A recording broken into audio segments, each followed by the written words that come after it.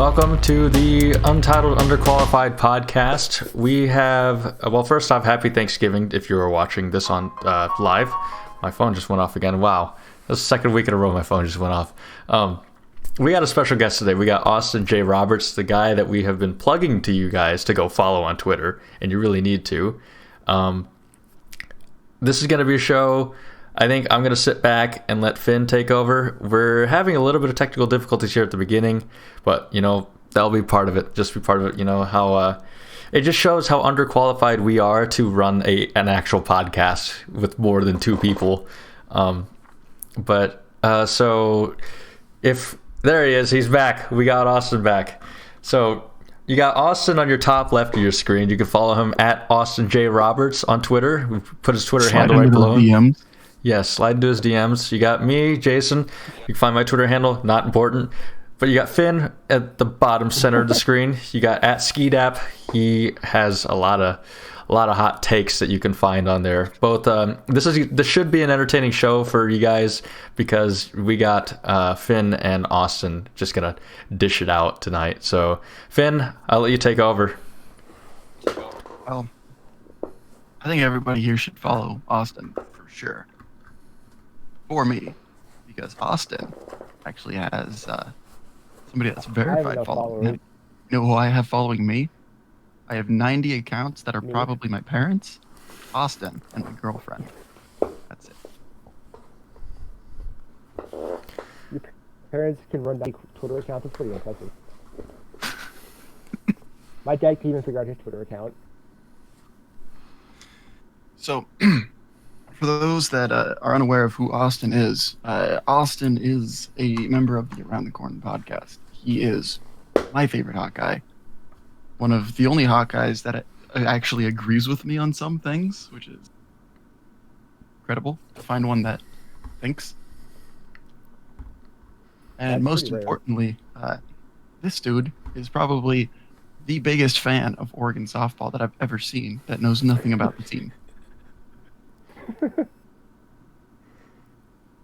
I don't even know how that came about, to be honest. I don't remember how. I think it was just like one of her videos showed up on my Twitter timeline, and then from there it just took off. I remember. How did I follow you? I found you through Cyclone Larry, for sure. Was that what it was? I definitely found you through Cyclone Larry, and I remember following you. And it was. I will admit, it was bad. You retweeting them. It was bad. Yeah. I had a problem. Yeah. It was bad. It was bad for a while, folks. Like, it was to the point where I looked through it. It was like every other tweet was about them. It's like, this is kind of creepy. Do you still follow the Oregon softball official account? I don't even think I follow the official account. I think at one point I know you did because I checked. I'm kind of wondering if you got blocked then by them. I'm waiting for the day I get blocked by one of them. I'm not gonna. We'll see. Well, then Haley got a boyfriend, so things just kind of went downhill. And one ended up pregnant, so I was like, well, there goes that one. So you kind of after that, I was like, yeah. Hey. You pined for Haley for so long too. Okay, but it was like me or a first round MLB draft pick. I don't know, man. A random kid from the Midwest. That sounds pretty good to me. Get you a guy who could say "ope" all the time. Exactly. She did tell me happy birthday last year. Ooh. I do have screenshots of that from Twitter. I remember that one. That was a pretty big moment. Yeah, that was big. But Austin here used to engage in a lot of Twitter battles with angry fans.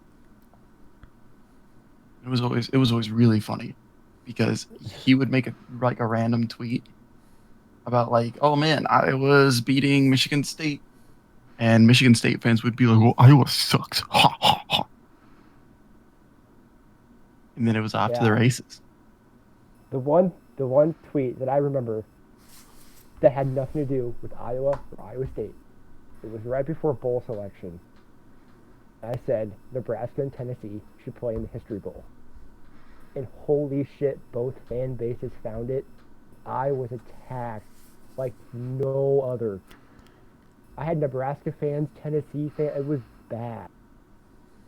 And they're both like, well, at least we have a history. I'm like, yeah, I know. I literally said that in the tweet. Like, that was the point. It's like, who was it that made the joke? Nebraska versus Florida State in the Has-Beens Bowl. And both sides. I don't even remember. I remember that one. I remember that going around. It was like an actual, like, big account, too. Like, it wasn't one of us. It was, like, an actual, like, verified sports writer. Yeah. I thought it was a great joke. I was like, dude, hell no. It was fantastic. I was like, yeah, they should play in the History Bowl. And both sides were like, at least we have a history. I'm like, I know, I said that. Like, what is it with sports fans? Are they just mad because bad? Or do they always just forget that cry is free? Both. Like, Every oh man, fan does it. I think I need to ask your opinion on this one thing. So when Iowa State lost their first game against Louisiana, were you one of those people that were saying that you would rather not play than lose? No, I am on Twitter, and I said, downright, I'm like, at least they're playing. And Iowa fans were like, I'd rather not play than lose. I'm like, well, you're an idiot, because I would rather play. I remember seeing that tweet, actually, now you mention it. I'm like, I have gone out, it is on record, and it said, I would much rather play and lose than to not play at all. Like, I even, like, replied to Iowa fans, and I was like, they're playing. We're not. Like, yeah, I'm going to make fun of them, but, like, at the end of the day, because this was before the Big Ten announced they were coming back.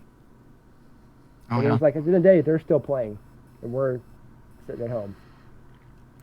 I would rather lose every game in the season than not play. Oh, yeah. Easily. I care too much about just having the game there. These guys getting to do what they came here to do. Yeah. That's how they can build their NFL future. They got to get out there and they got to show. Mm-hmm. They're not playing. There's nothing. Look at, oh man, what's his name? He's quarterback for the Ravens now. Lamar Jackson. When he was playing for Louisville, they started out really, really well during their non-conference. But then during their conference play, they started just absolutely just pissing the bed. I remember everybody was like, "Oh, you know, it shows that he's not that great." As he's carrying them to like 20 points a game with 3 rushing touchdowns and, you know, like you can lose and still show that you're an incredible player or team. Yeah. If you lose 70-point shootouts because the other team gained 500 yards and you gained 450. Yeah. You're still putting up 70 points. Like, there's still something there. Oh, yeah. It's not... I mean, the quarterback can only do so much. Yeah. It's there's 22 men that play. You can't put it all on one guy. I think that's why Iowa State's been so impressive this year, you know? Because we don't have just one guy like we always used to. Or I should say, like we did last year. Because last year we didn't have a healthy Kene Nwangu. You know, our defense was... Breece Hall wasn't this Breece Hall. Mm-hmm. Breece Hall? Where was Breece Hall last year? That's he was there, but he started taking off at the end of the season. Like the very end of the season. He did really well the last, 3 regular season games? I think so. He had 1 yard against Iowa. I remember heading into last season was the biggest question was who was going to replace Montgomery, who was going to be the one to fill in that gap, and there were also questions about Ken Purdy. I think was that last year? I think his sophomore season. So I think they were thinking about sophomore Can slump. Purdy do it without a Lazard or a Butler? Yeah, there was a lot of questions surrounding the team that year. And then we put on a really good show in this IHawk game. Really That was good a show. great game. The Both Oklahoma teams game. played great. The Oklahoma game was A robbery. not as bad as it could have been. Mm-mm. You know, Oklahoma's obviously probably one of the top 4 teams in the country, aside from, you know, their 2 losses that they have. Which, okay. Spencer Rattler scares me so much. The way he plays or the way he looks. The way that he changed. Oh, His Kansas State and Iowa State performance. yeah. You can tell once he figured stuff out. He looked so nervous, especially the Iowa State game, because he'd already lost one. And it was like the history of the 3 quarterbacks before him. You don't do that. Yeah. Like you don't lose at Oklahoma. Mm-hmm. And then for him to lose his first game starting, then you come out against Iowa State and it's like, holy shit. Because you guys are one of the best defensive Big 12 teams. Mm-hmm. So then he's like, well, then after that, they played Kansas and things turned around. They played Kansas, and I tell you what, that Kansas team is a tough competitor, but they pulled through. They battled it out. That's when they realized, man, we need to get our shit together now. That big rout of Kansas, you know, this Oklahoma team is back, man. For real though, Kansas's quarterback has a lot of potential. That team, I really thought. I mean, how long has Matt Miles been there? 3 years? This is his 2nd year. Let me take a look. I think it's his 2nd year. Because my sister went to a think- softball camp there, not this summer, but the summer before. And his daughter was there. Who was it again? Give him, Les Miles? Wes Miles. No. I think he'll Yeah, actually Les turn that Miles. program around. No, Yeah, sorry. I get I'm like- Les Miles and Mike Leach mixed up a lot because they're both really weird.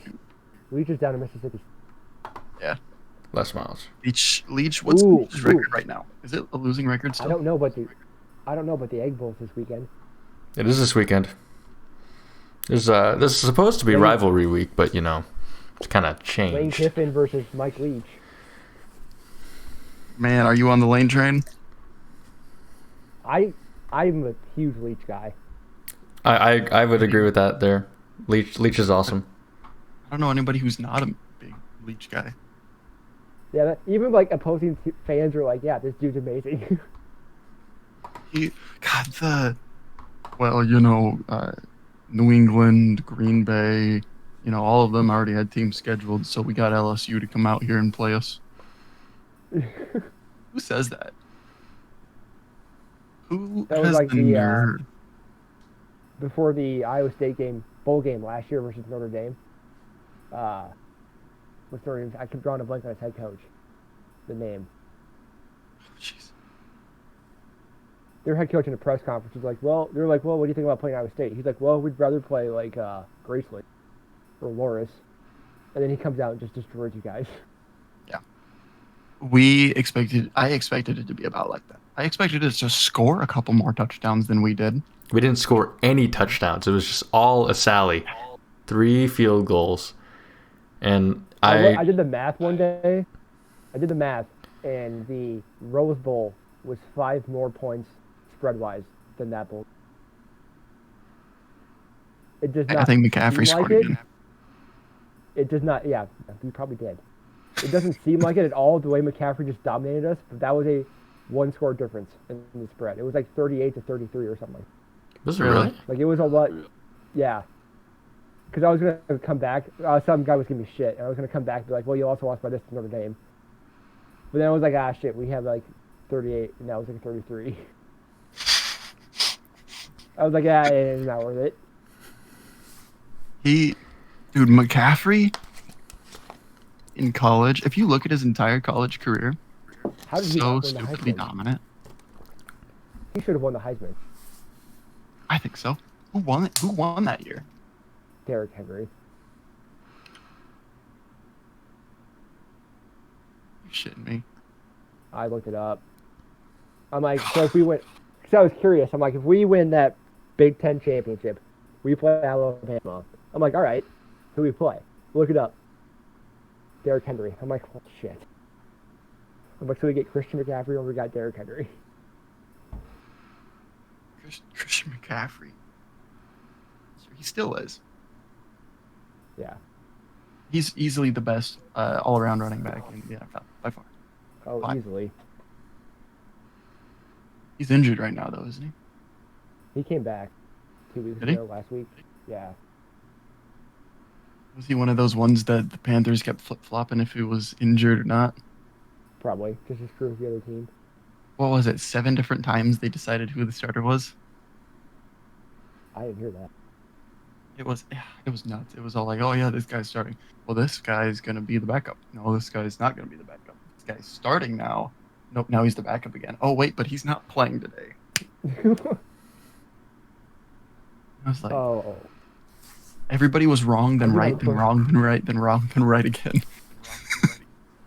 I got a question for you as an Iowa State fan. How can you guys give a shit for losing the Rose Bowl when you went 3-9 that year? Okay, look. Like, I get it was an easy target, but like then again, we went 12-2.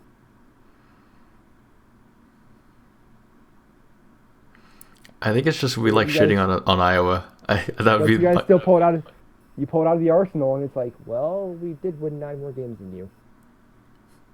For me, a lot of the being able to just take it to people, I've started doing it more recently now than ever, is people will be like, well, at least Iowa isn't as bad as Iowa State. And I'll be like, yeah, I'm a Nebraska fan. And guess who has 5 natties? Ha ha ha. And then they're always like, well, stop living in the past. And I'm like, hey, man, I don't make the rules. That's what we do. I'm like legally bound to live in the past. See, people bring those natties up, and I'm like, you realize I wasn't alive, so I really don't give 2 shits. And that's usually when the conversation on Twitter ends. Yeah, no, it's like, I hate Nebraska fans. It's so stupid. It's like, I just want us to go back to the era of dominance. I mean, before Texas came in, and Texas, a school notorious for cheating, made us stop cheating. What? Huh? Then Oklahoma became Oklahoma. Bob Stoops was hired, and shit happened. Nebraska and Oklahoma haven't been dominant since came into the Big 12 for a reason. Because Texas made us stop using too many partial qualifiers for our team. And you guys were in the Big Ten, so that lost all your Texas recruits. Now we're in the Big Ten, and the Big Ten's all like, we have high academic standards. Nebraska's like, We barely hit those. hold on, can you read that to me? I can't. Nebraska's like, here's a $500,000 check. We're gonna forget about these.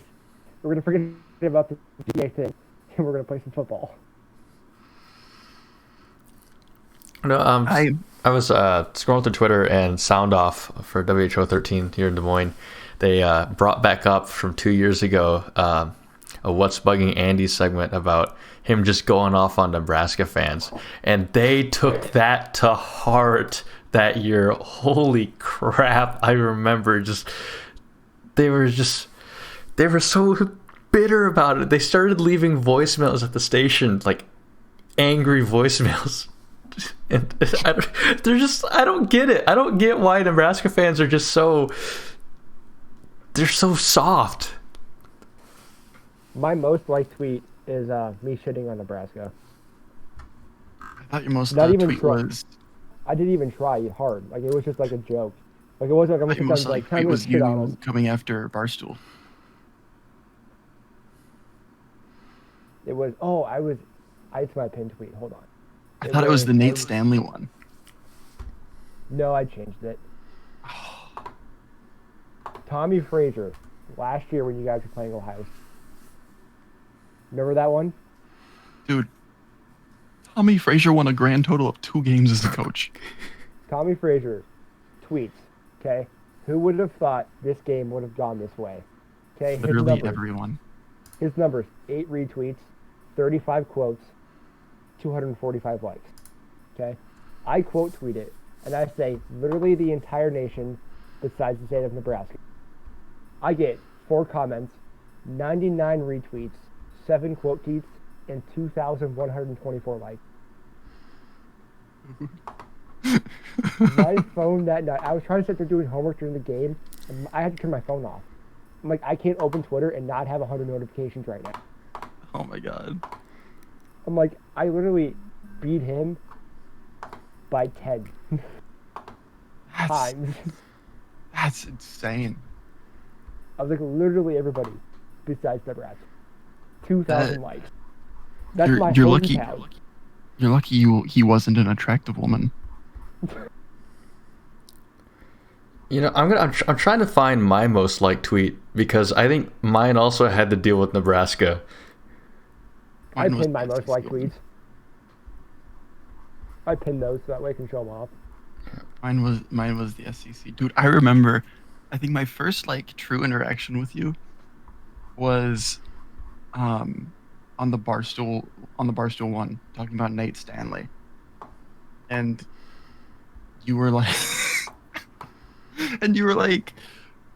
oh man, I'm thinking about pinning this one. I was like, no. Pin the tweet. About the tweet. That way people will go back and look at the actual tweet. So you just doubled your engagement. And it worked. I'm guaranteeing that it worked. That would probably. I didn't look at the numbers after that one. Because there is 0% chance that people that read your pinned tweet weren't curious about it. The last I checked, I still had more likes than Barstool ISU on that. Yeah, dude, we have the worst Barstool. Oh, they're so bad. They're so bad. Barstool Coastal Carolina's better. We recorded an episode yesterday on social media, and we talked about this actually. Dude, AJ's tweet to Coastal Carolina, and then they retweeted it. I was like, that's a guy who knows how to run a social media account right there. Most Barstools are like, nah, once you retweet me with something stupid, I'm not. Like, do you know how bad I want to get at it with ISU Barstool's page, and they just won't interact with me? It pisses me off. The kid that runs it's so stupid. Do you actually know him? I can't stand him. Do you know him in person, or do you know him through Twitter? I've met him maybe a handful of times at like bars and stuff. And the kid's insufferable. He really is. He promoted 801. Yep. 801 absolutely just fucked both of our campuses. What is 801? As an Iowa student, I don't know. Who should explain this one? I'm not going to ask on Twitter. Me or Finn? Finn, Or Frat Boy will explain it. Yeah, Finn, I think you should. Anybody. 801 is the Saturday before classes because it is when sororities are done with recruitment. Sorry, formal recruitment. And it is when fraternities and sororities both get their drinking bans lifted. Okay. So it's just an all-day party from 8:01 a.m. till midnight. Past midnight. So the drinking ban gets lifted at 8 to 8:01. Okay. Mm-hmm. That makes sense. Because this was your first year I've seen tweets about it because of the fact that those pictures going around of the kids on the street, packed, and everyone's like, "What COVID?" They're like, this is the first time I've actually seen it, so I was like, yeah, it was. They estimated that between what the hell is this? Yeah, they estimated that between the 300 and 400,000 people were in Ames that day. Jesus. Yeah. And they said that it was that they had caught underage students from Iowa State, Iowa, UNI, Northwest Missouri State, University of Nebraska Omaha, University of Nebraska Kearney, and Lincoln, Creighton, Northwestern College. That was probably the closest thing we're going to get to Visha. Pretty much, yeah. 801's basically our Visha now. Yeah. Just a different name. It's just And you know, Why now? it's only for like frat people and sorority girls. Normal people like me probably can't, you know, engage in that stuff. Visha was more all inclusive. oh, you can just walk into anywhere in 801. Really? Yeah. Once it gets past 2 o'clock, and nobody's sober. Care. Shows you what I know. Yeah, man. I'm friends with Jason. Oh yeah, Jason, dude. I love Jason, man. Dude's sick. And then they'll never guess that you're the Jason that you're talking about. Never once. As long as they know a Jason, you're in. At that point, they're probably drunk enough they don't even know Jason. They just went with it. Yeah, they might not know Jason. They'll just be like, Jason. Dude, if I Just go. gotta know Jason. Like, yeah, he's cool. Let him in. Yeah. But also, it's not something that happens inside of frat houses or anything like that. Because that... Yeah, it's all over. It's all outdoors. Yeah, Welch. I think, is it Knapp or Lynn, somewhere around there. Wherever Fiji was too. Everywhere. Basically, where all frat land is. Everywhere. Welch Ave, Lincoln, Lynn, anywhere that you can think of. It's just happening in yards. I've only been on Iowa State's campus once. That's because I drove through it. I Oh, used here's to a go to the question. sports complex and then turn around and leave. There's a question for you. What campus is better looking? I think it depends on where you're at in Iowa. Because Iowa's we have spots everywhere around. I mean, everywhere.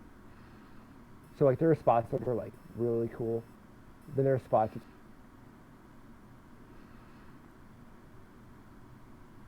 But You might cut out there. I just drove past the clock tower or whatever that is. The bell Yeah. tower. Central Campus. Because I had Nope. seen, yeah. Because we were in Ames. My dad and I drove through Ames, and I was like, I've never actually seen that in person. So we just drove past it and then got back on 30 and drove home.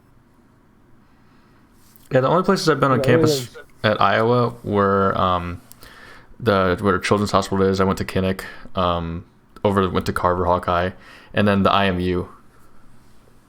Okay. That's kind of IMU is more campus than Yeah. Kinnick and Carver is. Kinnick and Carver kind of by itself. Yeah. I went and visited Iowa back when I was looking at schools, and I was looking for kinesiology. And I knew that Iowa had a really good bio program, just because of the nature of what the university is. Like when you look at Iowa, at least somebody that's into life science, you don't think, oh, Iowa's like, a good liberal arts school. No, you think Iowa's a good, biological sciences school. So I was looking at the kinesiology program, and I didn't like the fact that their kinesiology program, which was so heavily ingrained with their athletic department, was just shoved off into a corner across the river. I couldn't even tell you where that's at. It really bugged me that they threw it in the field house across the river. I can't remember the name of the building itself. I looked at two colleges. I took two colleges in high school. I knew I was going to Iowa. Actually, okay. Besides, like I knew I was going to Kirkwood first, and then Iowa. So I went to took one at Graceland, down in Lamoni, because a couple years beforehand I was walking through the Fair and Industries building at the State Fair, and they're like, "Hey, you want a free T-shirt? Sign up for some information." And I was like, "Okay." Well, then senior year I'm sitting there in study hall, and they're like, "Yeah, they want to see you in the office." So I go, and they're like, "Hey, someone from Graceland's here to see you," in the communications room. And I'm like, "Okay." The whole walk to the room, I was like, "Who the fuck?" I was like, "How did they get my information?" Then I sat down. I'm like, "Oh shit!" I gave them all of my information for a free T-shirt. So I was like, "All right." Then they ended up having the major that I wanted. So I was like, I'm kind of interested. I went down, took a visit. I loved the campus. It was a great thing. But it was like $35,000. I was like, it was like probably 2.5 hour drive to campus. I was like, or I can drive 40 minutes to Kirkwood, live up there in Cedar Rapids, and spend $3,000 on tuition. Yeah. I almost wish that I wouldn't have spent $36,000 a year. 4 hours away from home. I knew once I went to Bruce, and like, I love the campus. They're really nice people, but I'm like, for that much money being that far away from home, I'd rather just go out of state and just have my, rather than be in Iowa. So let's see. So, what year did you graduate high school? 2017. 2017. Okay, so we're the same, like straight up, we're the same across. You two guys. Yeah, not you. You're an old man. I am an older one here. You're an old man. But yeah, so the way that I went about it was, I put it off. I was just like, man, I don't know what I want to do. It wasn't until spring of my junior year that I figured out what I wanted to do. So I started applying, and my plan was to go to Texas A&M because I actually qualified for enough scholarships that I would only have to pay $7,000 a year in tuition. A year? Yeah. Wow. Yeah. That's insane. I had plans to join the JRTC, keep myself in pretty good shape there. Because as we all know, I enjoy relatively fit. Despite the length and lack of girth of my neck, I do enjoy exercise. But my counselor didn't get me my transcript in time for me to send in an application. That actually screwed up applications to Florida State, to Clemson, to DCU, and one other school that I can't remember off the top of my head. It was all like one bulk application off of one of those sites. And he sends it to me the day after I need it. Day after the application's due. He's like, here you go. Did I do everything right? And I was like sitting there crying into my hands, responding to his email like, yeah, thanks. And so my mom was like, well, let's check out, their schools. So I applied to North Dakota State. Go Bison. Hey, FCS champions. My high school has had like 5 people play football there and win national championships with them. So I was like, obviously it's a school that has some kind of a draw, right? So I checked them out. I loved their kinesiology program because it was like in this dingy, dirty basement. I was like, that's sick. That's a program that just gets it done. And then I applied to Iowa, checked them out, and I was like, man, you guys are shoved all the way over here. It's just a bunch of BS. Like, it just didn't vibe with me very much. The campus was fine. I enjoyed the campus. It was where I would be, but I didn't. And then I applied to Kansas because I had an in. I had an in with Bill Self through my high school basketball coach. Because my high school basketball coach is friends with Greg McDermott up at Creighton. And I can't afford Creighton. There's 0% chance that I could afford Creighton. They're like $40,000 a year for in-state. Jesus. So no chance there. But high school basketball coach was like, yo, I can get you a job as a basketball manager in Kansas. And I was like, dude, that's sick. He was like, there wouldn't even have to be a tryout because I'm vouching for you. That's sick. Awesome. So I checked them out. And the department, the head of the kinesiology department didn't want to meet with me. Said that they would rather do research that day. So I got told by the tour guide all about their epidemiology program. I told her, I was like, I don't want to do epidemiology. And she was like, well, that's the papers I got. I'm like, okay. So I just walked out. I was like, no, I'm going home. See you. Stopped and got some truffle fries. I'm not kidding when I say that if you're in Lawrence, get truffle fries. They are insane. But then went to Iowa State. Worst campus visit that I had ever had. The department meeting was just packed. There were like 50 some kids there, all looking to go into kinesiology. Most of them wanting to do pre-professional, which would be like pre-PT, pre-OT, pre-med, stuff like that. And at the time, I wanted to do athletic training. We had one of the best athletic training programs in the country. And the instructor was like, "Does anybody here want to do athletic training?" I raised my hand. And she was like, "Okay, come with me." So she takes me off, and I get to talk with the head of the athletic training, just academic program. Because the head athletic trainer for the university stepped down from that position so that she could just work on the academic side of it.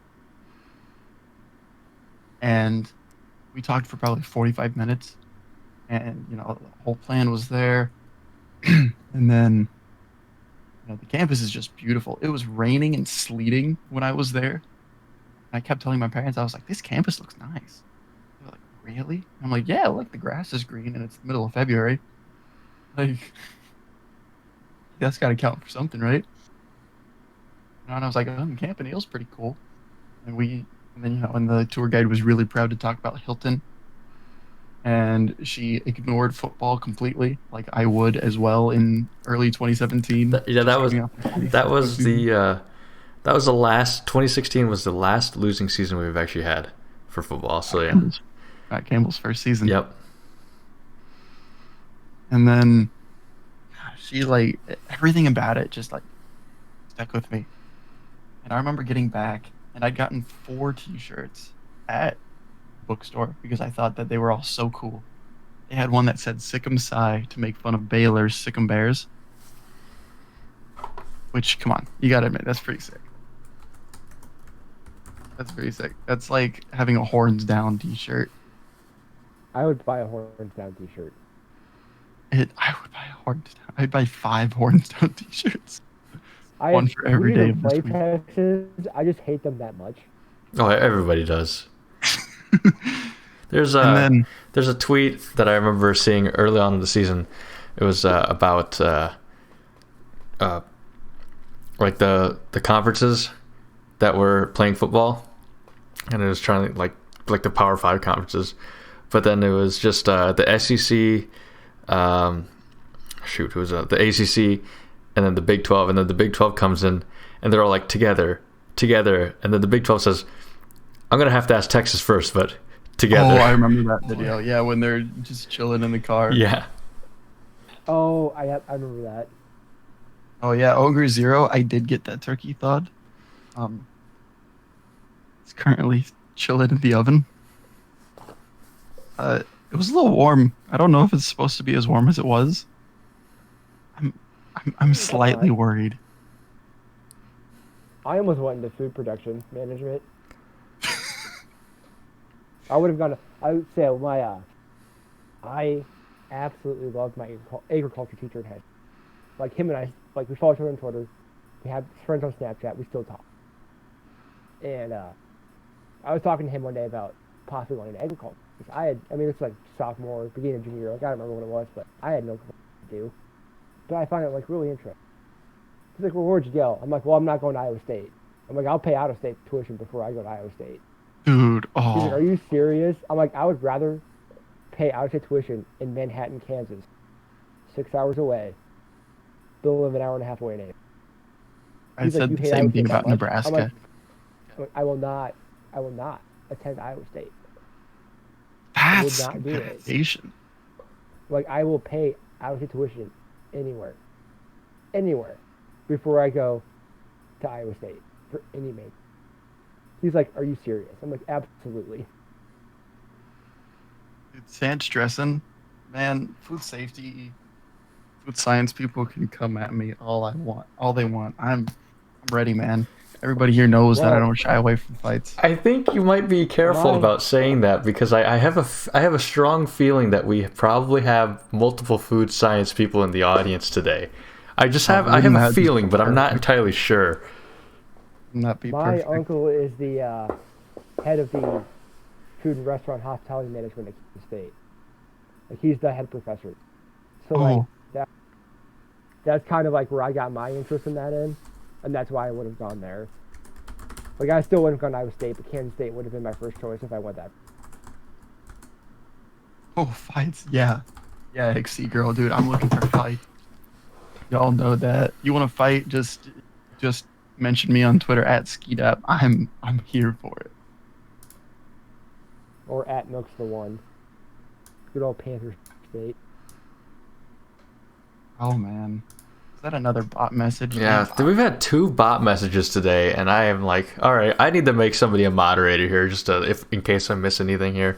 Luckily, I'm taking the back seat on this episode, so I can actually focus on chat. Oh, by the way, Austin, we are live at twitch.tv/crunchbar33. I didn't even announce it. I forgot to. I also forgot to announce that we have earlier today at noon our Thanksgiving episode. We weren't expecting to go live today. We really weren't, but it just kind of literally last night. I said to Jason, I was like, what was it? I DM'd Austin. I was like, yo, you busy today? And he was like, yeah, I'm busy tonight, but I can go on tomorrow night if you're doing it.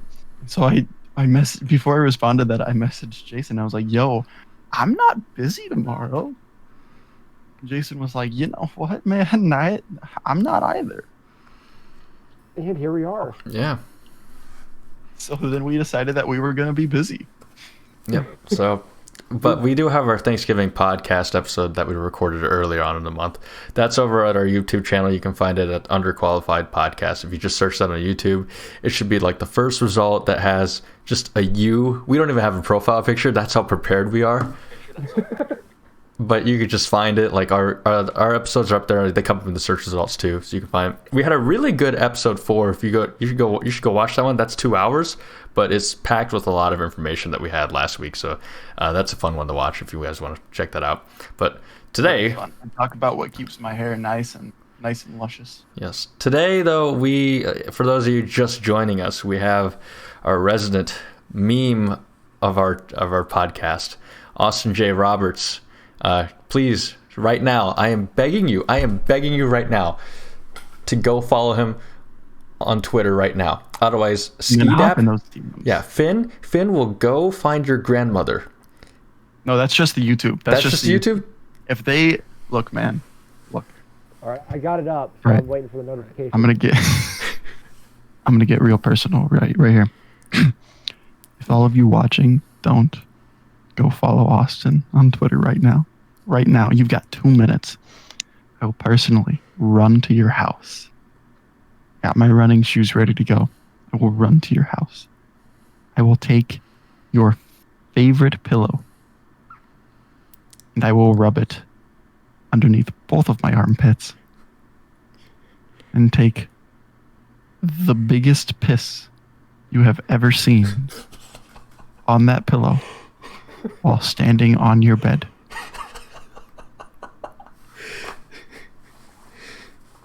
Plain and simple. Nobody clip that. The police don't need to know about this.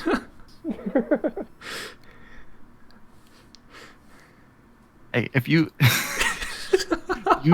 just wait until you see the sriracha. Oh, the sriracha one is so funny.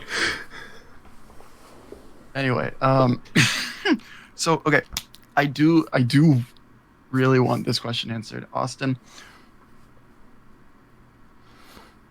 Why Oregon? Why Oregon? They were out there. They were the easiest to find. Like they've been like retweeted by like NCAA softball pages. Like they were out there. And then we found the Buffalo soccer one. Now I follow hers. Ow. What's her name? Kelsey? Katie? Something Walsh. Yeah, Caitlin Walsh. Caitlin Walsh. Oh. Dude. Oh, what a dime. She's I can see Jason just like looking at his laptop over there. Yeah, I'm just like, after you made those threats, we lost 2 viewers. Good. How many people are viewing right now? 5. We had 7, but They don't want no smoke. honestly, 7 is a lot better than I expected for a Thanksgiving night. Yeah. We got a bunch of lonely people. Man. Oh, Whiskey that's dab. included. Oh, there it is. Oh. There it is. Oh, that you. Sure. No ad revenue for us. I have to be careful with whatever I say to that, because I feel like there might be some important people watching this, and if I say anything about that, they might get on my ass about it. They might. I'm not sure. Oh man. She is. But Sans Dressen loved it. I'm sure Sans Dressen would love to see that photo again, Austin, if you want to pull it up there. Sans Dressen's a got good taste. And after you showed that photo, we got our 2 viewers back. We're back up to 7. Oh yeah. Hell yes.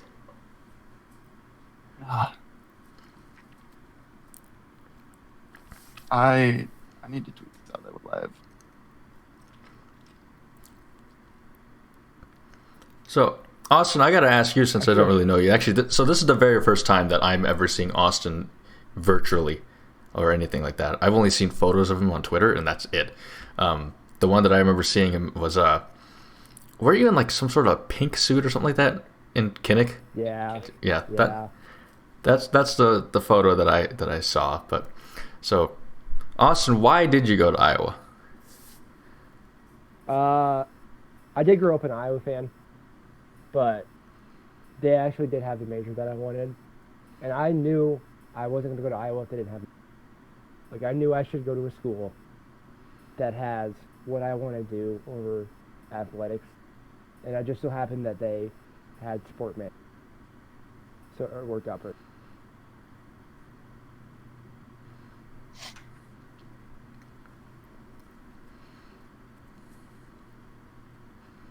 I think the best thing that Austin has ever done is the fact that he's probably gotten a good 30 to 40 of my followers. Yeah, I'm impressed by Austin. He has over 1,000 followers. Oh man, I don't know how I do it. Tell him about today. Okay, so last night, Jordan Bohannon followed me on Twitter. Yeah. Out of spite, we should let it be known. Since that, I've gained like 25. I haven't changed anything I've done. Oh no! We just lost him. No. Now all the Twitter handles are all messed up now. No, he was telling us an important story. I guess Bohannon doesn't want him to tell the story. It's the wrath of Bohannon. He's coming for you. That was weird. Okay, so in my defense, my sophomore year of college, I had a MacBook Air, and it broke. So I needed a computer, so I went to Best Buy and I just bought a $250 Chromebook. Oof. So I don't have the best technology on my side, but I was also a student on a budget, needed a computer, so I had to. Understandable. All of our ad revenue from the first 10 episodes will be going towards getting Austin a better computer.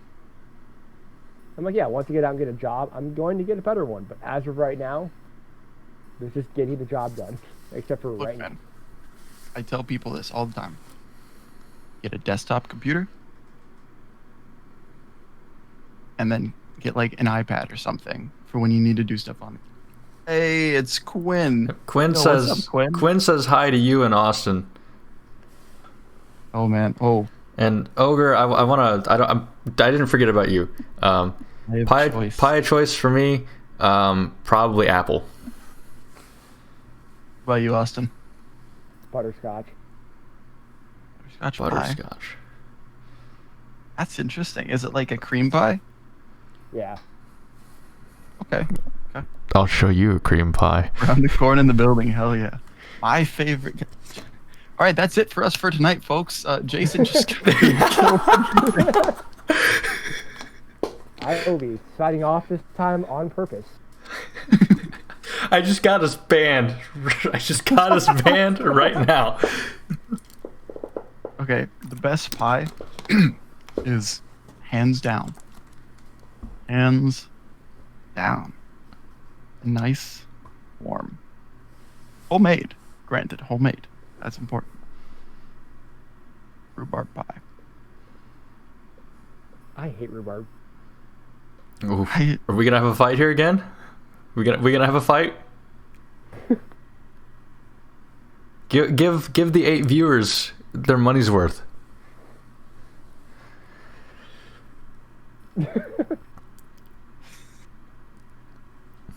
God, what? Dude, yeah, Quinn knows what's up. Quinn knows what's up. Dude, rhubarb's... What do you say? He said he fucks with rhubarb, and I do too. It's really good when it's fresh. When it's fresh, it's like the best. But okay, can't get over this. Butterscotch pie. So it's like a cream pie, right? Yeah.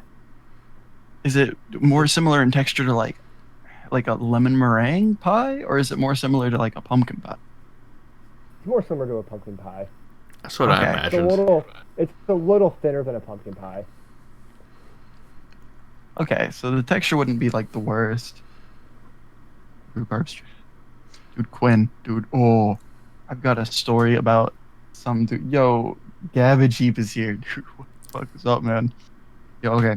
So, there's this lady that I landscape for who loves rhubarb for whatever reason. We planted 6 rhubarb plants for her because for whatever reason she wanted them planted.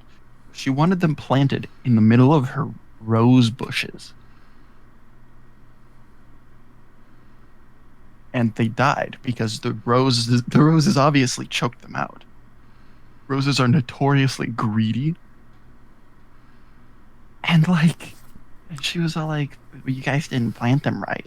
And I'm like, no, we planted them perfectly. You know what happened? You wanted to plant them in the middle of probably the greediest plants that you own, and you have had us put in 6 trees. Yeah, it was in the middle of 6 Mike Roses. And we all know how greedy he is. He wants the ball bad. So rhubarb just couldn't get anything. Oh, hey, I've gained a follower. I've gained somebody's 2. pillows are safe. 2 people's pillows are safe. Whew. Can confirm Mike Rose is free.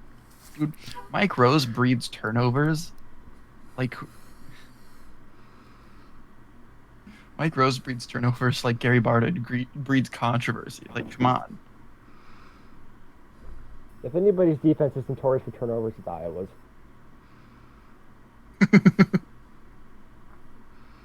I didn't have any pie today, fun fact. Either of you have pie? Either. I did not have any pie. You know what my Thanksgiving dinner was? It was a turkey sandwich. Oh, I figured you would have had like a frozen Totino's pizza. No, I wasn't gonna stoop that low. That would have been better than turkey. I disagree on the basis of a turkey sandwich with gravy is the bomb. No, I had an actual cold cut turkey sandwich. Oh, that's good. Oh. That's good. Yeah, cold cut turkey is fine. Yeah. I just don't like turkey. Not even cold cut? I'm not a big fan of straight turkey. If I've had the choice, I go ham. Oh, of course. We had ham today actually, which shocked me. Just Spiral because ham. we would have had a turkey. We're a family of 5 here, so if we would have had a turkey, we wouldn't have been able to finish it before it goes bad. There was no point for me to actually have a turkey today because I live in a single apartment, and I was not going to go back to the Quad Cities when they're having their own outbreak. So could have gotten one of those little hens, I can't remember what exactly it's called, but Corny. I was also a lazy piece of shit today because I took 2 finals yesterday. There it is. There it is. Today was fun. A fun Thanksgiving for me because I made sweet potato casserole. Take care, Quinn. Thank you for stopping by. Related. Take care, man. Peace out, Girl Scout. But made sweet potato casserole today, which I love sweet potato. I don't know how many people here agree with that, but I think they're great. But then I also made the pineapple that went with the ham because you gotta have pineapple. Mm-hmm. That's a must. Yeah, pineapple with ham is just insane. But then I also made. You're never gonna believe it. Watch the Thanksgiving episode, which I know that none of you have because the numbers say so. So much stuffing today, and I ate probably close to 2 legitimate pounds of stuffing. I love Stuffing is the one thing that I need. Doesn't matter the holiday, I need it. I've had stuffing on Easter, Thanksgiving, Christmas. The fact that you even need a holiday is kind of sad. Just make it. I can't find it otherwise, and it pisses me off. My mom said, I don't remember what store she went to, but it was like 10 boxes for $10. I'm like, so you bought 9 other boxes? She's like, no, I just bought them. I'm like, I'm sorry, what? This stuff is amazing. Buy all 10. Yeah. They had 2 boxes at Walmart, and I was like, Mom, we're getting these. She's like, are you gonna eat it? And I'm like, yeah.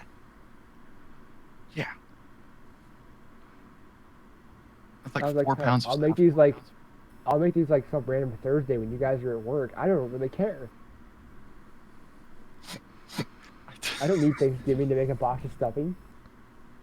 I've never made homemade stuffing, but I've been very much contemplating it solely for the reason of I want stuffing. I did last year. I need to ask my food science friends to help out with that because, see, here we go. Sans dressing, just like my mom makes a White Castle stuffing. So, what's a White Castle stuffing? Is that like actual like White Castle like burgers stuffing? Heard those slap. Okay, I'm gonna be a bit controversial here. I think White Castle's overrated. I feel like it's one of those things where you have to be either high or drunk to like get the full experience. So kind of like Taco Bell. So it's Little Caesars. That too. I've only had Little Caesars Caesars once in my life. I've only had it once, and that was when UMBC beat Virginia. And yeah, weren't they giving away free slice of pizza, or was it an actual like large pizza? I forgot. I think it was a large pizza. A small personal. No, it was a small personal pizza. I got a large pizza from Omaha for free. Well, I'm kind of pissed at the Cedar Rapids. The pizza small, like 4 slice fuckers. Dude, there's your first mistake. When that was happening, I remember being in Omaha watching the tournament at CenturyLink, and and Virginia loses, and I'm like, what? You're kidding, right? And they're like, no, Virginia lost. I'm like, oh, what? And then suddenly over the loudspeaker, they're all like, Little Caesars is gonna be giving away free pizza. And so I told my friends, I was like, yo, let's go to Little Caesars. Let's do it, man. So we go to Little Caesars, and they were all like, yo, here's your pizza. And it's a large, hot and ready pizza. Yeah, we saved $5. It was free pizza. Yeah, the only reason I went. I'm like, I'm not getting Little Caesars again because it wasn't great. But, like, it was free. Kind of like when the World Series, steel taco.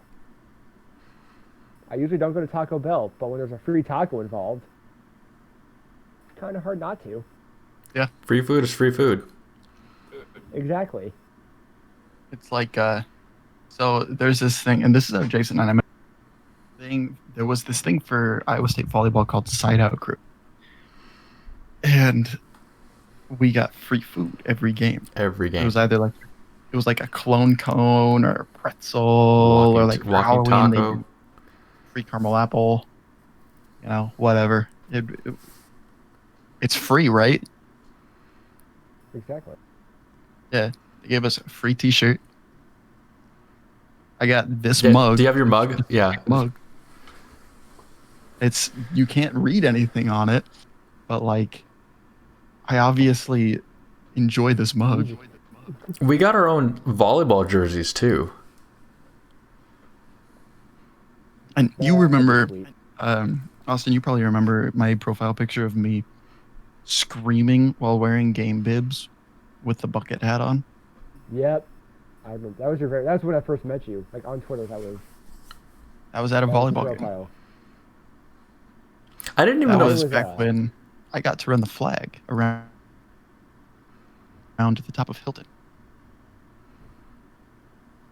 I remember the last Iowa versus Iowa State volleyball game that I went to in Hilton. They had opened up the top because it was an invitational. There were three other teams there, or two other teams than Iowa and Iowa State there. There was Syracuse and I think, Wyoming. Was it Wyoming or was it Oregon State? We lost Iowa. It was Wyoming. Oregon State was the year after. Oh no. Austin's computer again. Dude, that's a fat rip.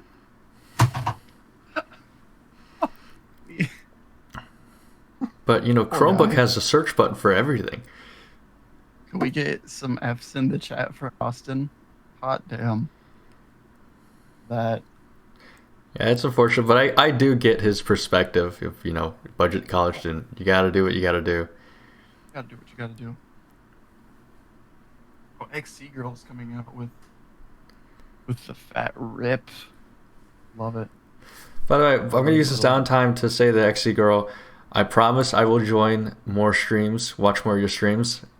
This past 2 weeks have been like finals week, condensed finals week, so that's why I've kind of been ignoring your notifications. But I've been getting them. I have been getting them. I promise to you that I have seen them, and I will get back to watching your streams.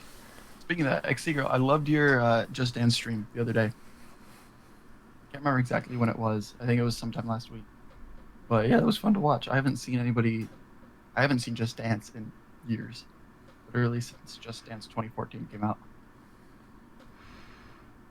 I was like, oh, sick. Let's check this out. Let's see how it goes. That's how we feel. I don't expect. I feel like we have more of a reason though to not have anybody watch our streams. Yeah, it's just us talking. Yeah. I don't know why people would want to listen to us talk for however long. We've been going for almost an hour now. Yeah, but supposedly last week's episode was well received though. Welcome back, Austin. I miss you so much. Jason had a nervous breakdown. Yeah, I was. I had my own anxiety attack and was, on the verge of tears.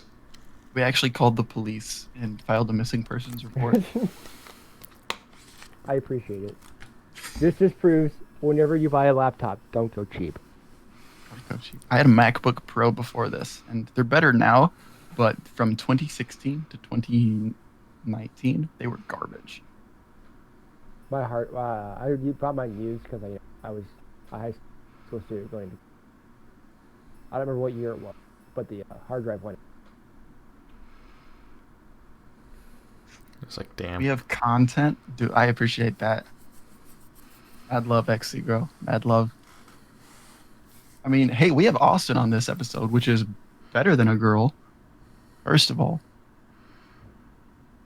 Next time I'll try my phone. That shouldn't do. My phone's not a piece of shit. It's...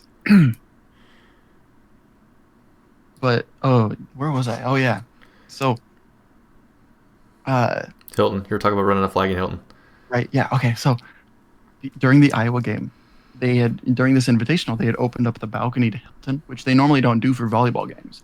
Because, obviously, it's Iowa State volleyball. It's not like we're Nebraska volleyball. We're not going to draw a crowd of 20,000 people. We'll draw a crowd of like 6 to 7. And that's pretty exciting. Iowa volleyball is like 500 people. Yeah, I've been to two games. They play in Carver, right? They're moving it to the Really? new, that new Extreme Arena at the Riverland. Because I've been to 2 games in Carver during the Cyhawk game, and yeah, it was not a good environment. Hilton's a great environment for volleyball. Don't like just because we close off part of it and then like one of the ends, and then we close the balcony. It doesn't mean that it's a bad environment at all. Hilton's just kind of enormous. How many is that? It really is. Hilton's Like- capacity, I think, is 16,000, either 14 or 16,000. I don't remember. That's about what Carver is. I'm gonna look this up real quickly. Then you've got Nebraska volleyball, and it's like Yeah, polling numbers of 20,000. Bob Devaney Center now. 14,384. That's the capacity. We should talk about wrestling capacity because that was Ooh. it was record breaking for Iowa this year. Well, last year. They were record breaking at Hilton too when Iowa came to play Iowa State. That Cyhawks wrestling series. It was. I have never seen the basically Hilton filled for a wrestling meet. And Iowa State wrestling polls good numbers. We had number 1 versus number 2 late in the year, Penn State, Iowa, Mm-hmm. and we sold more tickets than what Carver allotted, so it was sitting room on top of the very top, and it was over like 6. Do you think wrestling's such a big thing for both schools in Iowa, just because Dan Gable went to Iowa State and then coached at Iowa? And then turned Iowa into Powerhouse. insane. Mm-hmm. Yeah. And Iowa State's not bad either. They're Mm-mm. top, I think, 30 Oh yeah, team. you're not bad, but Iowa's Iowa's- just on a whole other level Yeah. compared. Oh yeah, no. I'll never pretend that Iowa State's even close to Iowa's level. But I always get mad when Iowa fans that don't know anything about Iowa State wrestling are all like, Iowa State sucks at wrestling. Are you in the top 10? It's like, no, but we're a top 30 team, which is very admirable considering that there are more wrestling programs in the country than there are. Partners are not all D1. We also have a gold medalist too on our team. I don't know if he still is with the team or if he graduated. I don't remember who his name was, but We have a Nebraska couple wrestling's gold not bad medalists. either. We destroyed them last year. Yeah, okay, look. They're in a down recruiting cycle because Iowa took their last 2 top recruits and scooped them up. I was at that meet last year. Of course, it's 98% Iowa fans, and you guys are down 30 to 3 in team points. And when it was during a break, and some Nebraska fans went, "Go Big Red!" and the whole place. I've never heard Carver boo so loud at one person because he did a TV timeout. So we had 3 minutes of just silence, and he decided just to yell, "Go Big Red!" And you guys are down 27 points. I was like, that's a bold move. Gotta respect Especially it. at Iowa wrestling, because Iowa wrestling fans are, they're brutal. yeah. They're worse than Iowa basketball fans. Iowa basketball fans have to have people. Iowa basketball fans are all fake right now. If it weren't for the old people sitting up front of Carver. It's like the funniest thing is the most successful Nebraska wrestler is I think he's, if I remember correctly, he's more successful technically. Now I'm gonna add that disclaimer there. Technically more successful than any Iowa wrestler ever has been. Jordan Burroughs, he's a 2-time gold medalist in the Olympics. Yeah, I've heard. And this is solely me going off of the virtue of why LeBron is a better basketball player than Jordan. Now, back then, Alabama now would stomp Nebraska in the 90s. Because the athletes that Alabama has now are Athletes Nebraska's over time. best athletes then. Athletes over time have gotten better. Athletes over time Insanely get better. Yeah. And so Jordan Burroughs, in fact, he was qualified for the 2020 Olympics. He was ready to go and everything. and he's still kicking it. He was on a Greek yogurt commercial. How many Iowa wrestlers have been on Greek yogurt commercials? Come on, let's be real. But it's like, everybody was all like, oh man, this isn't the program that Jordan Rose left. And he was like, yeah, it is. That program was in shambles when I left because suddenly Iowa started getting all of the Nebraska recruits. Because what did we have? Yeah, like you look at one program, you look at Iowa. It's like, well, Iowa had want to wrestle for. Iowa had a team. Nebraska had Jordan Burroughs and Eric Engler. You know what Eric Engler does now? Sell car insurance. Referees, high school, baseball. That's not a success story for wrestling. Iowa doesn't have success stories for wrestling, but you know what they do have? Team titles. And team titles sell scholarships. Oh, champion. It's like Iowa versus Nebraska football. Yeah, Nebraska football's got more success stories that are notable in the NFL. And by that, I mean they have Ndamukong Suh.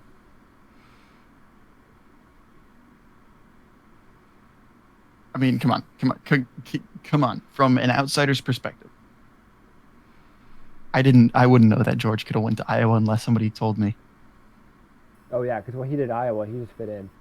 He was nothing special. He just did his thing at Iowa. Yeah, I actually watched a video from 5 Points Vid on YouTube talking about like basically future Hall of Famers, and they were talking about George Kittle and how he's kind of the quote he used was underutilized at Iowa, which is 100% accurate.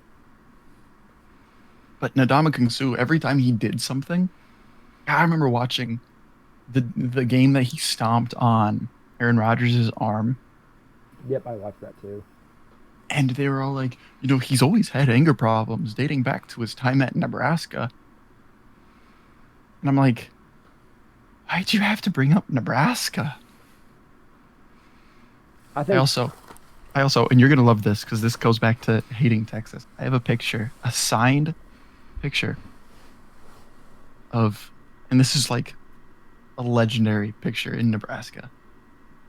All you see is Ndamukong Suh wrapped around Colt McCoy. And this is a close-up picture. So all you can see is Sue's arm and both of their heads. You see Suh just like full legs are focused on Colt McCoy. And then you see McCoy's eyes and they're just massive.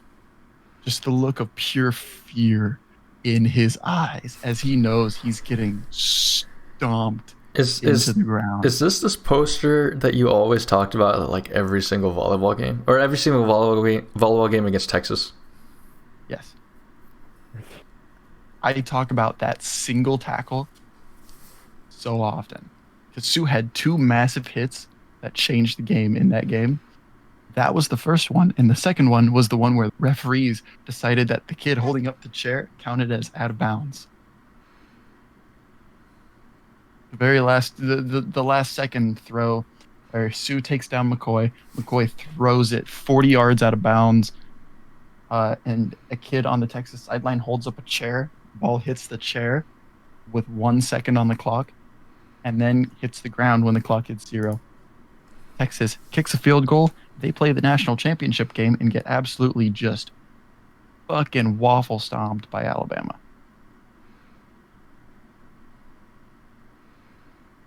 I'm still pissed about it to this day.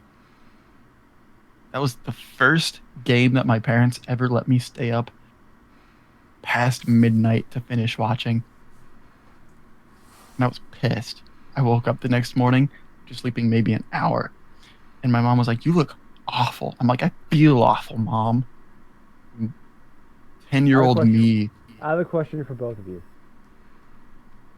Can you pinpoint when your fanship at Iowa State started? Oh, man. Because, like, when I look back at Iowa, I know what game was like, yep, this is my team. For me, I just think that ever since I wanted to go to Iowa State, like that was just going to be my team. I didn't really pay too much attention to it. It was also like, I think there was like 2015 or 14 when I really started looking into like deep into Iowa State, going to Iowa State. And I graduated high school in 2016. But I think it was those years where the Iowa State basketball team was ripping through.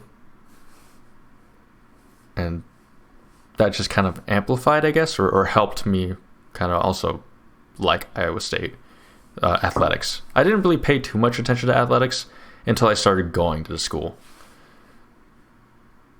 Then you realize how much people actually cared about athletics. Yeah. I mean, I thought I cared, but then I know, like, I can't hold a candle to some other people. Like, I can't talk about athletics as in depth as other people, but, you know, I still enjoy talking about athletics. It's crazy how, like, Iowa State fans, no matter how much the team sucks, they're going to stay with it, man. Mm-hmm. Iowa State could lose every game. Every game I'd be going in clones by a million. I like the fan base that we have. It kind of reminds me of Green Bay. I'm also a Green Bay Packers fan. You know, kind of like a smaller market team, kind of like how Ames is like a small city, but the fans are just like super loyal to the team. But we're also not delusional like UNI fans. Except for all the Purdy for Heisman talk. The Purdy for Heisman was such a pipe dream, and I bought fully into it. I was like, dude, looking at how he did last year, I'm ready. The team wasn't getting the wins was the problem. I'm like, they're not going to give a Heisman to a 7-6 quarterback. No. Like, yeah, his stats might be insane. Purdy was such a leader last year, and I was so ready for him to have a breakout year. So like your preseason expectation was Purdy was going to be competing for the Heisman then? Purdy was going to compete for Heisman. See, sure. I had Hall competing for the Heisman in preseason. If a running back did it, I figured it would be Nwangu because he was going to be 100% for the first time since he joined this team, and they've hyped him up every year. He's a junior now? Oh God, I don't know. This is his third year. It shows you how much I paid attention to the actual team and like the players this year. I know for a fact that this is his third year. I knew that when he was 100%, this explosive kid that they kept talking about was going to come out and he was going to show us what he was really capable of. But then I never expected Hall to get 100+ yards in literally every game this season, on top of have the longest rush in the country. I'm pretty sure he still does. The most 50+ yard rushes in the country. He's 7th in yards per carry? And he leads the country in yards after contact. Like, who expected that? Who expected Iowa to have a good special teams? No, yeah, I can't answer that one at all. Like our punter might have a legit shot at the Ray Guy Award. When the fuck has that happened in Iowa? That's probably one of the weirdest things about this season. You guys have a good punter for once. It's amazing. I gotta ask you, Austin, is Iowa's special team the best aspect of their football team right now? Right now, yes. It goes special teams, defense, offense. And then quarterback. Below offense. I don't think Peters is the problem. Peters isn't the problem, but I do think that he's underperforming for the rest of his offense. It's Bryant. Yeah, I was just about to ask, where's Brian Ferentz in this ladder? Oh, he is the problem. The last three games he's got his shit. The last 3 games he got his shit together. But those first 2 games he was the.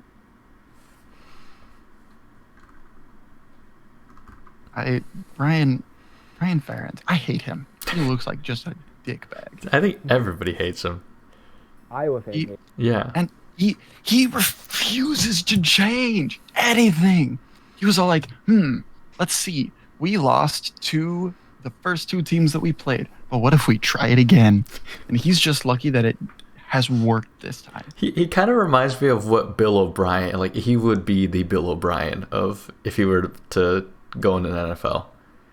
He reminds me of Bo Pelini's DBU. LSU has not changed their defensive scheme all year. They keep running man, and their defensive backs keep getting absolutely shafted by everybody. It's not working, Bo Pelini. You aren't getting a 9-win season. This defense. Figure it out. The SEC is not known for pass games, but everybody is against LSU. That's why Why? Mississippi State won. That's what Mike Leach is. Like, the worst part is I don't even know if Mike Leach did his actual homework on that game. Yeah, I think he just saw that it was working, and he was just like, "Yeah, man." But like the Purdue game, we can't. No, with Northwestern, we can't throw the ball 50 times for the quarterback who's playing his second. You don't. We have Tyler Goodson at running back. Why are we throwing it 50 times? We need to get in field goal range. All right, let's throw it the first 3 down. With a minute and a half left. That makes sense. It's like the Iowa State Baylor game. We have the best running back in the country. Why are we passing the ball? And Yeah, I get that we currently have the best tight end core in the country. But Brock Purdy has thrown 3 interceptions. Why are we still putting the ball in the air? They all ended up in points for Baylor too, didn't they? Every single one ended up being returned in at some point. It's like, That's why if you go back to the day we played Northwestern and Purdue, all of us were like, run the fucking football. Brian, stop. We're getting 7 yards in touch with Tyler Goodson. Why are we throwing it? I think the problem then becomes, with Iowa State, the problem then becomes, there are games where we run the ball as much as possible. The Oklahoma State game, we ran the ball as much as possible. They were just able to shut it down. Special teams didn't help either that game. But then we didn't try to change. No college football team these days wants to change at all. And I'm like, There's no halftime adjustments. You need to adapt. My camera's frozen. That's a good picture. How come you always freeze on good poses? Right? I'm just... Yesterday he froze with his thumbs. Like he froze like this. I'm just gonna chill like that. At least your computer didn't shut down. Yeah, my computer did not shut down. I am very lucky. I think my $4,000 worth of CPU and GPU probably are the reason for that. Not my $250 computer. If it weren't for his internet, we'd probably be streaming off of him instead of me. Probably. Everything on my desktop is stock except for the CPU and GPU because that's all I need to actually get good numbers in games. That's all I care about. It's also all I need to stream well. But my internet is literally 2 megabytes per second up. It's worse than Ryan's. But yet, it seems to be more reliable than his. Yeah, that's the problem, isn't it? But, I never answered your question with the fan base thing. But when I became an Iowa State fan I became a truly bought-in Iowa State fan when I was in the athletic training. I was in the pre-athletic training program, so I could only do observation hours. I was in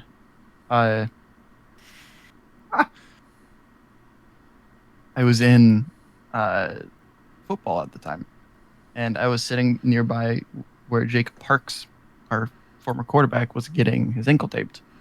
Because he always chose to get his ankles taped instead of using a brace. And he was busy whining about how the refs lost the game against Texas. I remember laughing, and he looks at me, he's like, "You got something to say, little bitch?"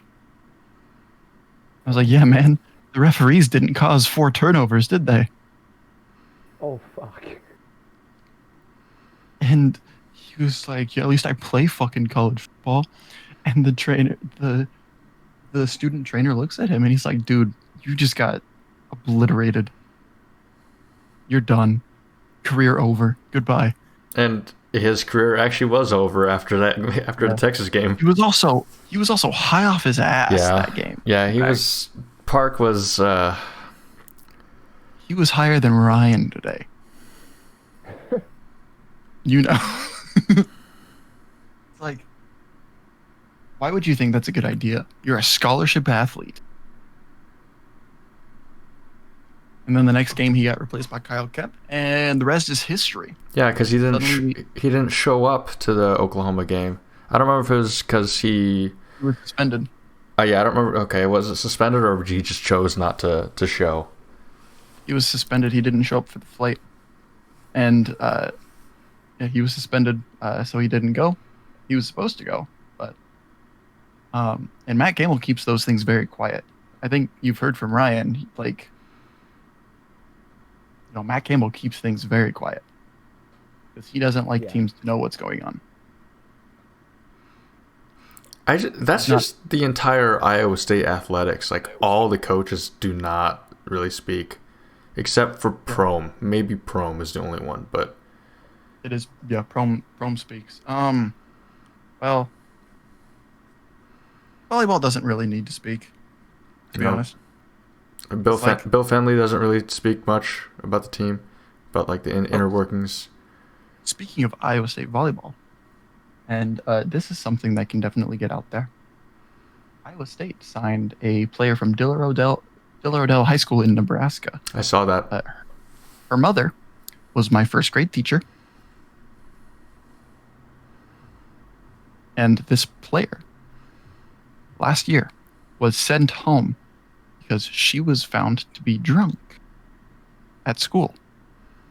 Wow. Oof. And this is something that if this gets out there, great.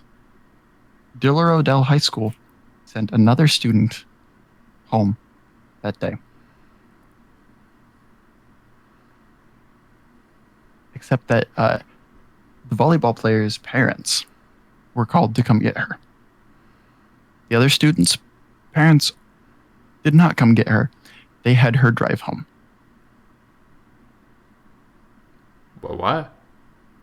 Austin's eyes. He looks up. You didn't expect that, did you? No. I know where I was going, but I was not. And Diller Odell is known for actually having really good volleyball. They've had multiple volleyball players get signed to Nebraska. And in case you guys haven't noticed, Nebraska's kind of a powerhouse in that one single sport. They also have got a pretty good-looking team, by the way, Austin. I know you're in the market. With Nebraska, though. You know how much bad man. I get on Twitter? Do you know? Hey, man, the athletes want to get out of there just as bad as I do. But, and I know this girl that was forced to drive home. I'm like, her making that decision doesn't shock me to go to school, you know, and drink. Them sending her home on her own is irresponsible, probably illegal, and holy shit, why aren't we talking about that? Oh, because of who the other student was. They don't want to fuck that up for her. Mm-hmm. Yeah. Now, then I have to ask you, do you think she will be a problem at Iowa State? Or do you think she'll get her act cleaned up? A little bit. because that's she'll probably be about as much as a problem as Grace was. that's the problem. We can't have another Grace Lazard. So Yeah. Apparently, Grace was a problem every year that she was there. But a lot of the older players were keeping her in check. Austin wouldn't know anything about this, but yeah, a lot of the older players were keeping Grace in check. And that's, where the team fell apart 2 years ago. That was 2018. For context, Austin, Grace was an Iowa State volleyball player who was dismissed. International student, incredible outside hitter. Yeah, very good athlete, very very good athlete, no doubt about it. But she had on-court problems, I guess, with the team and maybe in practices. I remember reading a post from Cyclone Fanatic. Basically, they were talking about how she blew up at practice one day. She was eventually dismissed from the team right before our playoffs started, or basically our NIT, the NIT equivalent, like the equivalent of it. Tournament. Yeah. I remember I didn't hear that she was released from the team, so I just skipped that entire tournament. So I was like, this is bullshit. Like, this team doesn't deserve any kind of encouragement at all this year because of the way that the seniority is acting. And I get that, Jess was trying really hard, and you could tell. She was trying so hard that she was frustrated because she can't just carry it all. She can't carry the team on her back. And it's the same as, in Austin, you could probably relate with, most Iowa players. Because when you look at Iowa is, and this isn't a bad thing. Please don't think that what I'm saying is a bad thing. Iowa is the definition of mediocrity. Oh yeah, right. They're not for everything. I wouldn't call them a great team. I wouldn't call them a bad team. They're good, but they're definitely middle of the road. 9-win seasons are considered the average now. 10-win seasons are like 9-win seasons, but with an extra number. Oh, boom! Quick maths. But it's like, in college football, though, it's like if you're not winning a natty, if you're not contending for a natty every year, it's kind of like, well, yeah, we just play. yeah. Like, yeah, the goal is a natty, but at the end of the year, it's going to be Alabama, Notre Dame, Clemson, Oregon, Ohio State, Oklahoma. Like, it's the same 4, 5, 6. Yeah. And that's why it's not going to change. And that's why Coastal Carolina shouldn't be bitching about the thing, because they're not going to make the college football playoff anyway. We're not going to make. No, we're not going to make it either. If Oklahoma wins out, they might be first one out, 5 or 6. They'll be 5 or 6. That's if they win out though the rest of the season. People hold these kids to an absolutely unattainable standard, and that's what they view as good. Not great, not good, not incredible, good. If you're not competing for a national championship, you're not good. That's like with Iowa's quarterback. People hated Nate Stanley. Hated him because he was terrible. He's top 5 in Iowa for every statistical category. Yeah, he was good at Iowa. He's number 2 in touchdowns thrown in a career. Number 2.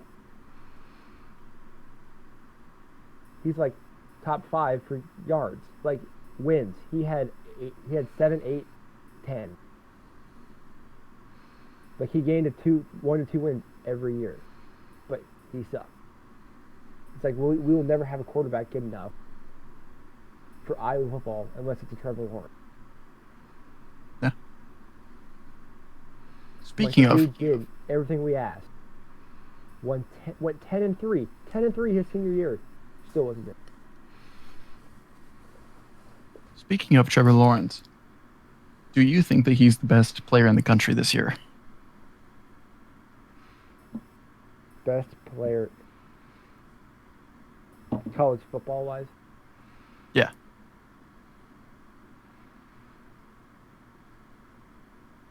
No one player has stood out. Not according to the Heisman, voting. It's Kyle Trask. Kyle Trask is the best player. He's the standout. If any quarterback has stood out, it's BYU. I think to me, what makes Trevor Lawrence stand out isn't what he's done, but it's what his team hasn't done. He's also a good-looking dude. Also, you can't deny that. Dude, I agree. I will agree to that one. That hair. Head and shoulders is going to give him. It's got to be a secret. But Trevor Lawrence, very clearly, I believe, by losing to Notre Dame, a good team. Notre Dame's a damn good team. And almost losing to Boston College. I think that Clemson is the reason that they win game.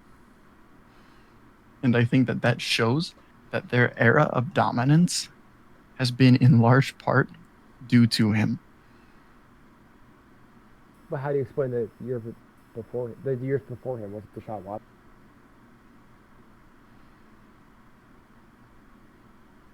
Problem is, I think the problem, and this, it kind of dances around your question, but I think that it answers it a little bit too. I think the problem is that you can't prove in college football that somebody's the reason that a team is winning unless they're like Louisville with Lamar Jackson or USC with Reggie Bush or something like that. Where when they're not there, you will know that they'll lose because when they're there, they lose and still have dominant performances. Yeah. Because Clemson plays in one of the worst conferences. If Clemson comes back and beats Notre Dame in the ACC championship, they're gonna give him. I want them in. I think that they deserve to be in if they win that game. Because he literally proved that without him, the team is nothing, so thus he has to carry the team. Mm-hmm. So thus he will prove that he's the best player. So if he wins out and they beat Notre Dame, he'll be one of the three sitting for the hot. Mm-hmm. I can agree with that. Justin Fields was the only one I think that stands in his way. Because Ohio State is making that Indiana game killed him. Ohio State is making the Big Ten look like high school. They only beat Indiana by 7. But Indiana's supposed to be good. That's true. The college football playoff won't see it that way, though. They're top 10. They're what, 8? Yeah. They're ahead of you guys. Yeah, that's not hard. I'm pretty sure that the Sisters of the Blind and the Deaf are ahead of us. I have a question for you two. Do you think that if Iowa State didn't lose to Louisiana, do you think they would be in the top 10? We'd be in a worse position.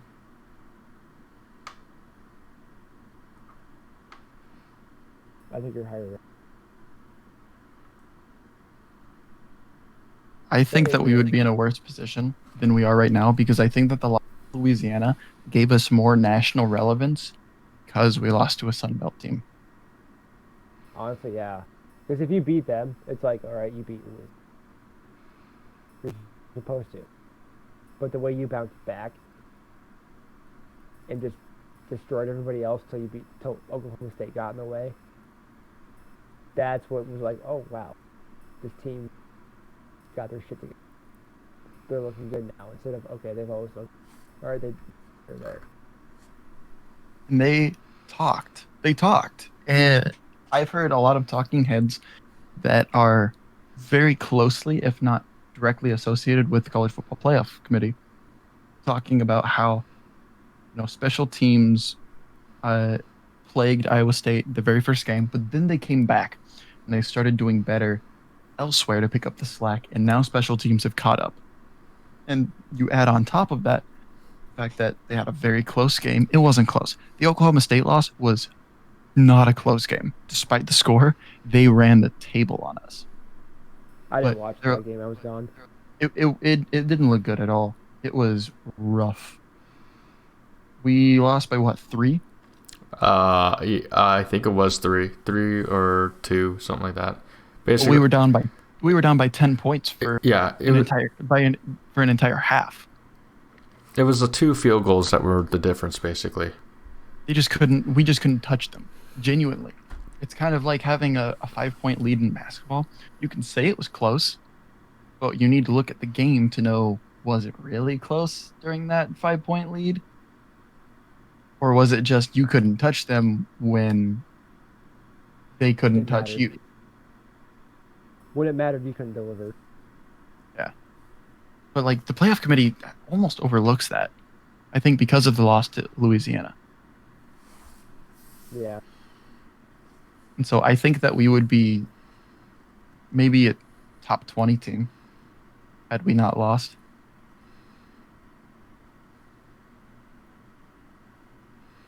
I don't know. It's hard to tell. With the committee, who knows? Committee this year, shit. Mhm. Let's not even pretend. If Iowa had beaten Purdue, where do you think they were ranked? Only loss would have been top 5-0 Northwest. I think that Iowa being ranked, and you can feel free to disagree with me on this. I think that Iowa being ranked is the biggest load of bullshit ever.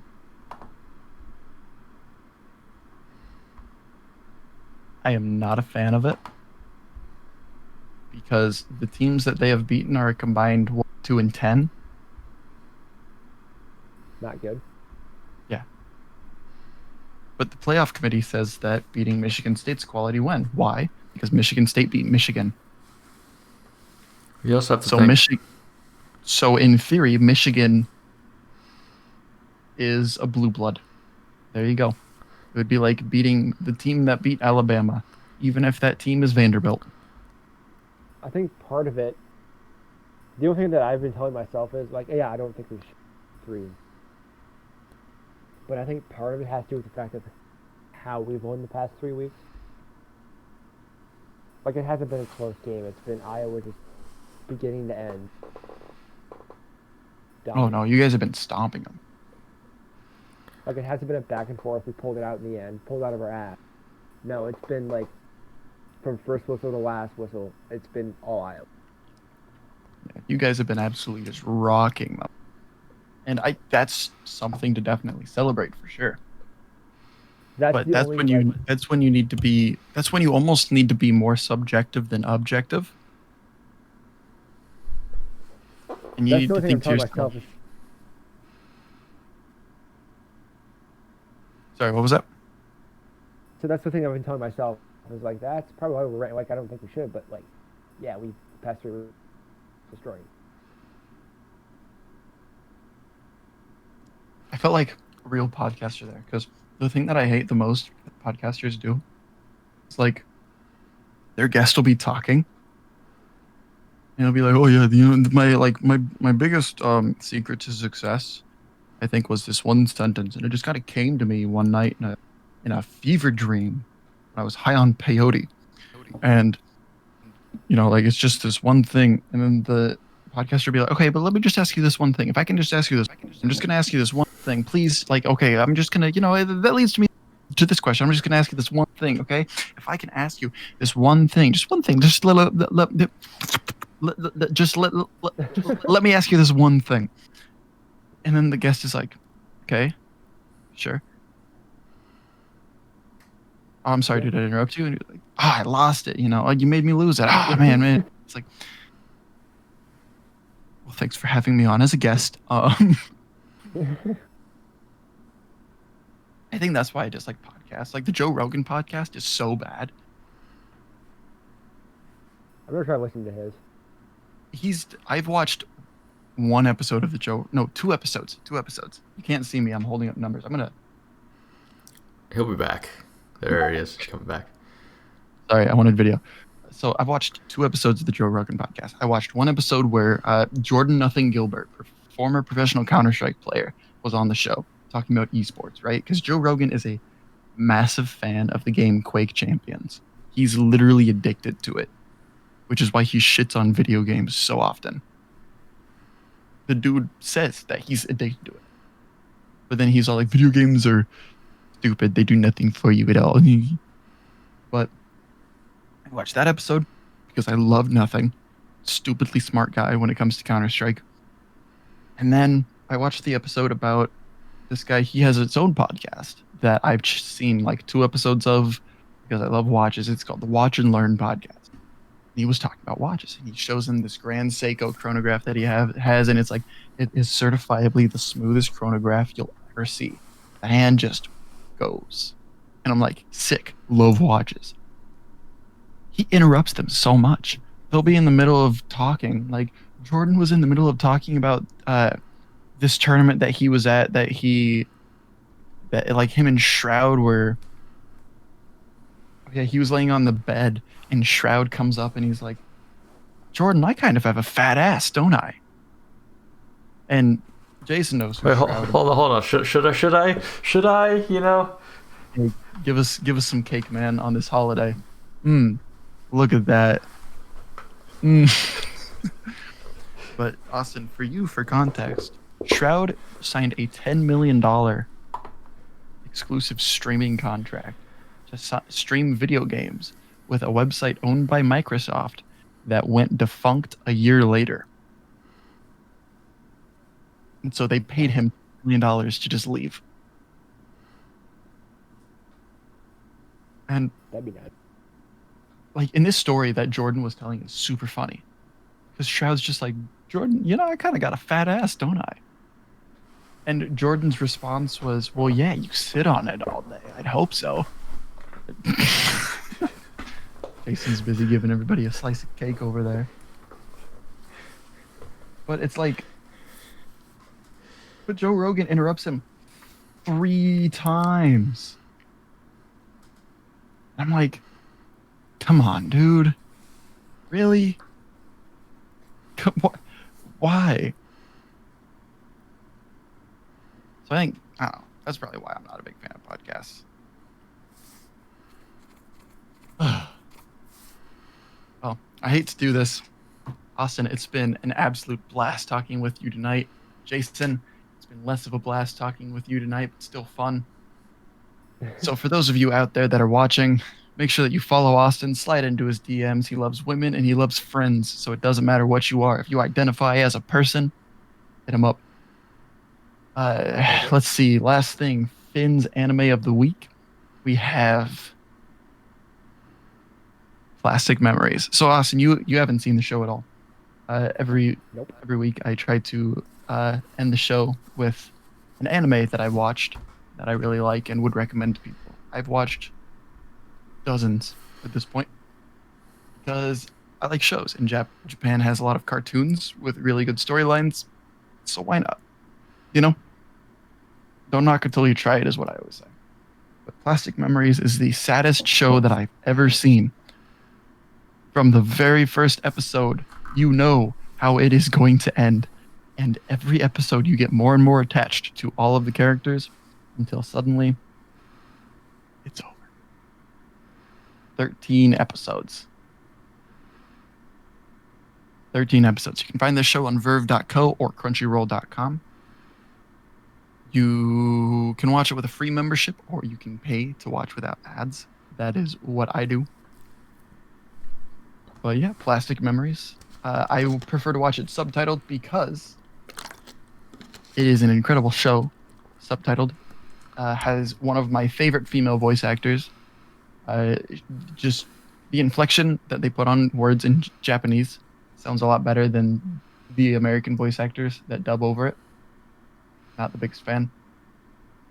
And with that, Jason, do you have anything left to add? I want to point it to Austin first. He's our guest. You got any final thoughts for us? I was going to have him close it out. That way he could just go on a 15, 20-minute rant about Oregon softball girls. That's a better idea. Really, the only thing I have is just thanks, Austin, for agreeing to come on the show. It's been a pleasure to finally meet you and actually communicate with you. Just honestly, my opinions of you, great dude all around. Just great dude all around. Thank you. Got anything left to add? I would love to come back on at some point again. It's a fun time. Hell yeah, man. We'd love to have you back on anytime. Just not every week, because I think that it would I'm not really a guest at that point. then people would start taking bets on how many times you're gonna crash, and we don't support gambling here in the Finn household. So many bad memories. Vegas, Anyway, just remember, when it comes to betting, Vegas always knows. and with that, we're going to end tonight's episode. Thank you so much to Austin J. Roberts for coming on the show. Make sure to follow him on Twitter. Slide in those DMs. Everybody, we really appreciate you watching tonight. You can find us at twitch.tv/crunchbar33. We're on YouTube, the Underqualified Podcast. We're there. You'll find us. You can recognize this ugly mug, that's for sure, or that beautiful face. And remember, everybody, mask up, stay safe. Just keep being good people. With that, roll clones. Roll credits. My God, I could not speak. Roll credits. Take care, everybody. Peace out, Girl Scouts.